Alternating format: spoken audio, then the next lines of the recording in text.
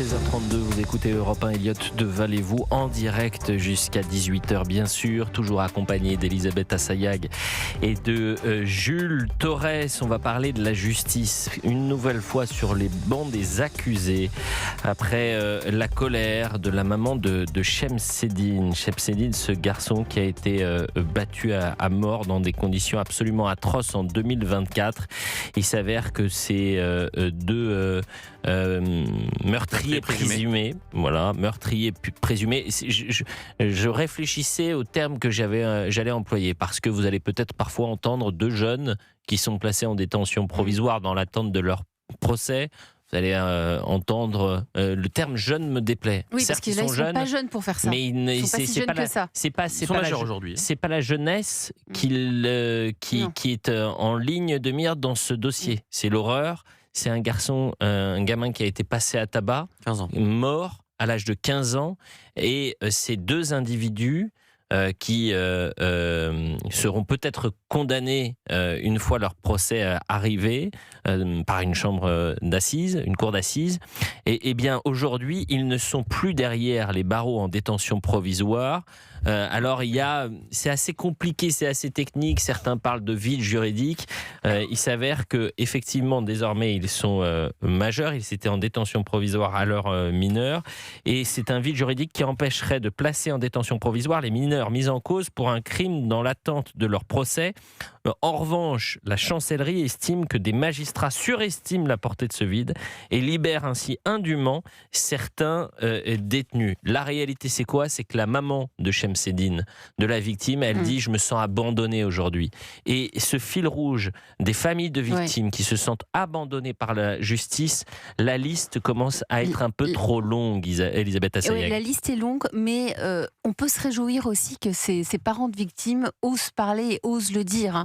Souvenez-vous, à l'époque de l'affaire Mouzin, Éric Mouzin, qu'on voyait partout dans les médias, il parlait de l'enquête. Je prends lui comme exemple parce que je pensais à lui, mais il n'attaque pas directement la justice. Et le fait nouveau, là, si on pense à Elias, si on pense à Philippine, si on pense à Liana, Louis, là, le point commun de tous ces parents, c'est qu'au-delà de l'enquête, ils osent dire qu'il y a un problème, ils osent dire qu'il y a un laxisme judiciaire, qu'on est face à l'impuissance de tout cela, et donc c'est le symptôme d'une crise systémique avec la justice. Donc c'est le petit point positif de ce drame et de ce malheur. On va écouter attentivement le sujet de la rédaction d'Europe 1 sur l'affaire Chemseddine, parce qu'on a besoin d'y voir un tout petit peu plus clair. Écoutez.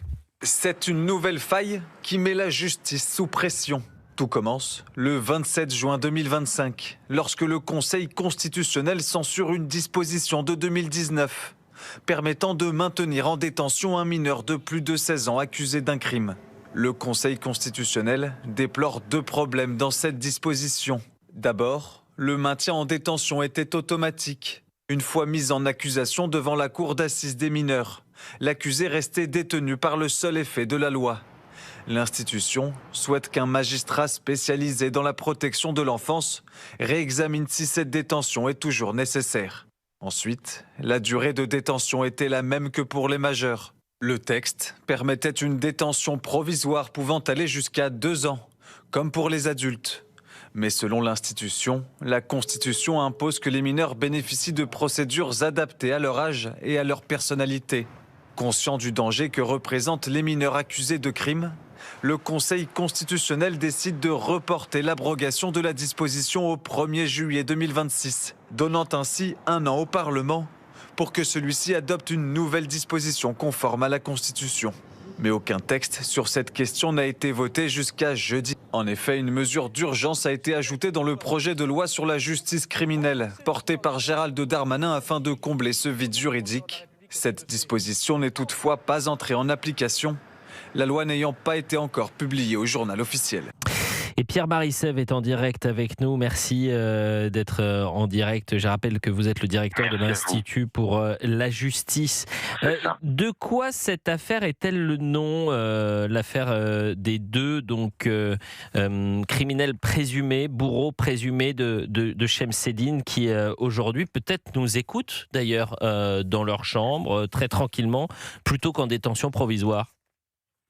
Alors, c'est une affaire, moi, le premier mot-clé qui me vient en tête, c'est que c'est d'une complexité folle. Moi, je suis juriste, je baigne dans ces affaires-là depuis un moment, et je trouve moi-même que c'est très complexe. Il faut bien expliquer qu'il y a eu plusieurs décisions. Il y a la première décision du Conseil constitutionnel, il y a ensuite une décision d'un juge d'instruction qui a maintenu en détention les mises en cause, et ensuite il y a une décision de la Chambre de l'instruction qui date du 9 juillet, qui a libéré les mises en cause. Donc c'est déjà d'une grande complexité. Tout ça est la conséquence, avant tout, c'est mon avis en tout cas, du Conseil constitutionnel. Le Conseil constitutionnel, depuis 30 ans, prend un malin plaisir à détruire la procédure pénale française dès qu'il en a la possibilité. Et là, en l'occurrence, l'affaire est emblématique, parce qu'il rend cette décision-là le 27 juin 2025, donc il y a presque un an, un tout petit peu plus d'un an. Quelques jours auparavant, il rendait une autre décision, a priori sans rapport, suite au vote du projet de loi sur la justice des mineurs de Gabriel Attal, qui était un projet de loi qui était un petit peu plus répressif, en tout cas beaucoup trop répressif pour l'avis du Conseil constitutionnel, qui a saboté la quasi-totalité du projet de loi. Et donc il détruit ce projet de loi qui visait à être un peu plus répressif dans la justice pénale des mineurs, et quelques jours après, il dit... Tant qu'à faire, on a beau attaquer et détruire les nouveaux projets de loi, on a aussi la possibilité, grâce à quelque chose qui s'appelle la question prioritaire de constitutionnalité, on a aussi la possibilité de détruire du droit antérieur. Et donc c'est ce qu'il a fait. Là, il a détruit un droit qui existe depuis plusieurs années, depuis plusieurs décennies, et qui a été codifié il y a peu de temps dans le Code de la justice pénale des mineurs. Et donc le péché originel dans toute cette affaire-là, c'est quand même, et il faut bien le retenir, il y a certes clairement eu une faute claire du ministère de la Justice, mais il y a avant tout un Conseil constitutionnel qui est comme un chien fou et qui sabote systématiquement, dès qu'il le peut, qui désarme l'État, qui sabote la procédure pénale française, et en l'occurrence, c'est ce qu'il a fait. Merci Pierre-Marie Seff pour votre réaction. Je propose qu'on écoute l'avocate de la mère de Chemseddine qui parle de cette notion d'abandon, c'est-à-dire qu'elle dit ma cliente, la famille de Chemseddine considère qu'elle est abandonnée par la justice. Aujourd'hui, c'est une mère effondrée qui ne dort pas depuis la remise en liberté de ces deux individus qui ont tué son fils dans des conditions particulièrement abominables. C'est une mère qui a peur, qui est en colère puisque cette libération n'aurait jamais dû avoir lieu. Nous n'avons absolument aucun recours pour tenter de faire ordonner une remise en détention de ces individus. On nous a même privé de la possibilité de faire valoir nos observations sur les mesures de sûreté qui allaient pouvoir être ordonnées contre ces deux individus qu'on venait de libérer. Résultat des courses, ces deux personnes ont été placées simplement sous un contrôle judiciaire très très allégé. On n'a même pas envisagé un bracelet électronique, on n'a même pas envisagé d'obligation de pointage, on n'a même pas envisagé d'interdiction de contact avec les membres de la famille de Chemseddine, dont on sait pourtant qu'il y a pu y avoir quelques formes de pression. C'est incroyable. Ouais. Incroyable, Jules Torres, sur le contrôle judiciaire. C'est-à-dire que déjà, il y a une injustice, c'est de voir ces deux individus dehors, en train de respirer, manger. Ensuite, s'ajoute à cela le contrôle judiciaire, qui est un contrôle judiciaire à minima. Gentil. Ça me fait penser à Elias. Jules. Non, mais c'est encore un fiasco judiciaire de la part de notre justice française. À tous les points, d'abord, parce que pour la famille de Chemseddine, c'est évidemment encore une fois une double peine, comme de nombreuses familles qui doivent subir cette double peine en permanence, avec des bourreaux qui sont libérés, avec des bourreaux qui font les malins en prison, avec des bourreaux qui font les malins tout le temps. Scandale judiciaire, pourquoi ? D'abord, parce qu'on a une décision complètement, j'allais dire, je sais pas moi, inconséquente de la part de ces magistrats, dont il faut le dire qu'ils sont pieds et poings liés, parce que les magistrats, malheureusement, dans ce cas extrêmement précis, ne font que respecter la loi, ne font que respecter ce que le Conseil constitutionnel et le législateur leur demandent, à savoir qu'au bout d'un an, il faut demander la libération de ces personnes-là. Un ministère de la Justice qui, pardonnez-moi, est extrêmement laxiste là-dedans. Et c'est encore une fois la conséquence de cette dissolution complètement inique décidée par le président de la République, puisque si Gérald Darmanin n'a pas pu depuis un an déposer ce texte, c'est parce qu'il n'y a pas de place dans la navette parlementaire, que pour faire passer les textes, notamment sur la fin de vie, on a un président de la République qui là met le coup d'accélérateur pour qu'on puisse voter ces textes-là, mais sur des textes aussi importants qui touche à la vie des Français et même, j'allais dire, à la mémoire de nos jeunes Français, puisque Chemseddine, 15 ans, a été tué de l'une des manières les plus barbares pour une affaire de mœurs. Il sortait avec la mauvaise fille et la famille de cette fille-là a voulu se venger. Bon, voilà la réalité de cette mort-là. Donc le Parlement a évidemment une responsabilité là-dedans. L'exécutif a une responsabilité. Et enfin, Pierre Marissèvre l'a très bien dit, ce Conseil constitutionnel qui, dès qu'on veut mettre un petit peu de fermeté, soit censure le législateur, soit court-circuite l'exécutif. Pierre Marissèvre parlait de ce projet de loi de Gabriel Attal extrêmement timide, mais qui allait plutôt dans le bon sens sur la justice des mineurs. Il faut voir la jurisprudence qu'avait décidé le Conseil Constit. Le Conseil Constit avait censuré un certain nombre de lois, notamment la comparution immédiate pour les 16 à 18 ans, la garde à vue prolongée pour les mineurs, l'excuse de minorité, sur la base de 3 jurisprudences. La loi de 1906 sur l'autorité parentale, la loi de 1912 sur la création des tribunaux pour enfants et l'ordonnance de 1945. Je peux vous dire, pour avoir vu les vidéos et pour avoir lu les procès-verbaux de la mort de Chemseddine, que c'est pas la guerre des boutons.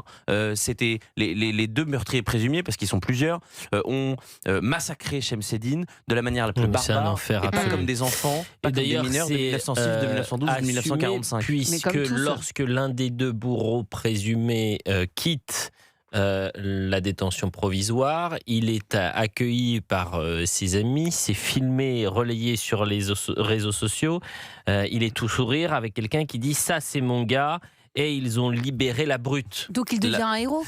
Et d'ailleurs, en tous les cas, c'est formulaire ainsi. Ça va être très intéressant puisque, en effet, l'avocate de la famille de Chemseddine a dénoncé l'absence de pointage, l'absence de bracelet électronique. Je constate d'ailleurs, si on veut faire des petits parallélismes, que le bracelet électronique, pour des personnes qui ne sont pas forcément dangereuses pour la société, on le met en cour d'appel. Je parle évidemment de Marine Le Pen. Là, pour des meurtriers présumés, pas de bracelet électronique. Interdiction de rentrer en contact avec les autres mises en examen. J'aimerais bien voir si les personnes qui ont accueilli les 2 meurtriers présumés, je crois qu'ils sortaient de la prison de Fleury-Mérogis, j'aimerais bien voir s'ils ne sont pas inculpés dans cette affaire-là.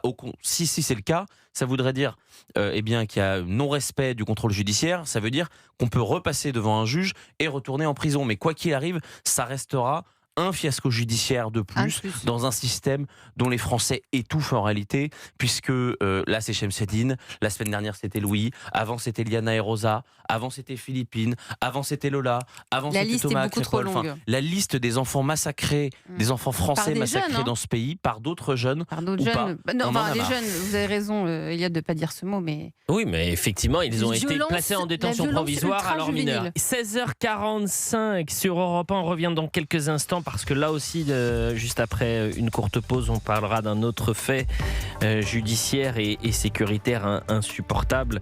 Condamné à 18 ans de réclusion pour viol et tout juste sorti de prison, un homme récidive et viole une étudiante à Aix-en-Provence. Alors vous me dire, c'est vraiment le journal des mauvaises nouvelles. C'est joyeux, mais il est comporté en prison. Non, mais ce qui est insupportable, c'est qu'il est condamné à 18 ans de prison, mais il ne fait pas 18 ans de prison. Parce que s'il avait fait ses 18 ans de prison, il ne serait pas dehors et cette jeune fille n'aurait jamais été violée. 16h46 sur Europe 1.